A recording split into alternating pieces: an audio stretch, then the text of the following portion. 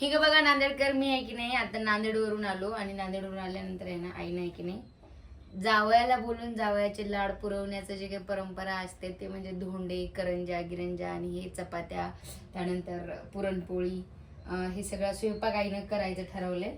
आणि आत्ता वाजलेत रात्रीचे 9 आणि आमच्या आईचं म्हणणं असं आहे की आलेल्या पाहुण्यांना म्हणजे येताना त्यांनी एक तर जेवण यायला पाहिजे, नाहीतर भूक वाढली पाहिजे. मग नंतर त्यांना 2-3 पोळ्या जातात ना, भूक लागते.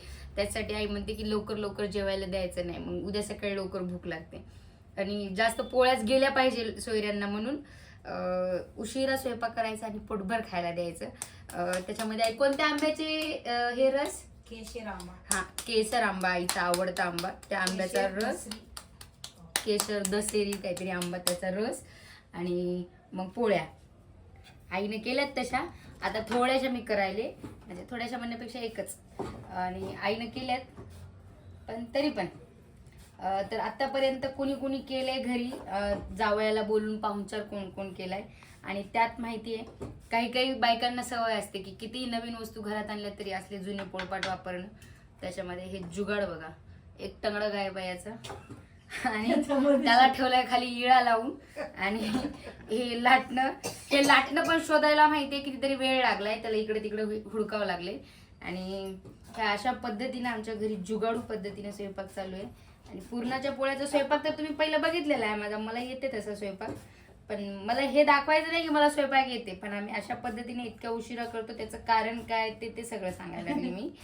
आणि आईचा स्वयंपाक करून करून आज सकाळपासून जावं धोंडे खायला आलं, मात्र कंबर मोडली, लोळत बसली इकडे आता.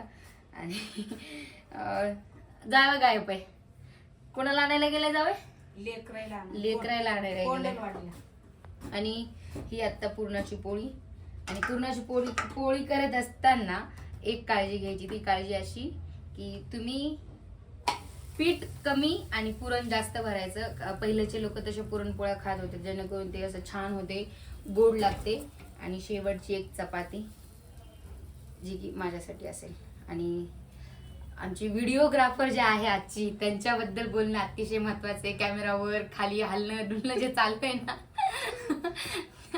ती माझी मोठी ताई आहे आणि तिला काही असलं जमत नाही, एकदम साधी भोळी. पण माझ्यासाठी उठून उभं राहून व्हिडिओ करते. तिला असलं काही जमत नाही, कारण का ती एकदम साधी आहे माझी ताईली. अरे देवा, अरे बापा, बोलण्याच्या नादात करपली पोळी. हा, तुला हसू आले.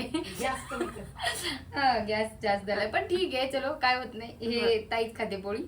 तर पूर्णाच्या पोळ्याचा स्वयंपाक करा, धोंडे करा. आणि आताही या महिन्यामध्ये आहे ना एक हे पद्धत सुरू झाली. ती पद्धत म्हणजे अशी की लेकीनं आईला लुगडं घ्यायचं. तर आल्या आल्या आमचं त्याच्यावर डिस्कशन झालेलं आहे आणि मी आता आईला लुगडं घेणार आहे. आणि मस्तपैकी आईला आता लुगडं घेऊन, मोठ्या ताईचं तर जरा सासच असते, तिच्याकडे काय पैसा गिसा नसते, त्याच्यामुळं मला सांगली. आणि जे कमवत्या बहिणी आहेत त्यांनी असं केलं पाहिजे, आईला लुगडे वगैरे. आता तर घरात मी कमवते, हो ना का, मग मी घ्यायला पाहिजे ना. हे करते हे कॅमेऱ्याच्या मागून. तर चला आईला आता लुगडे घ्यायचं. उद्या घ्यायचं की कधी? तुझ्या मनावर.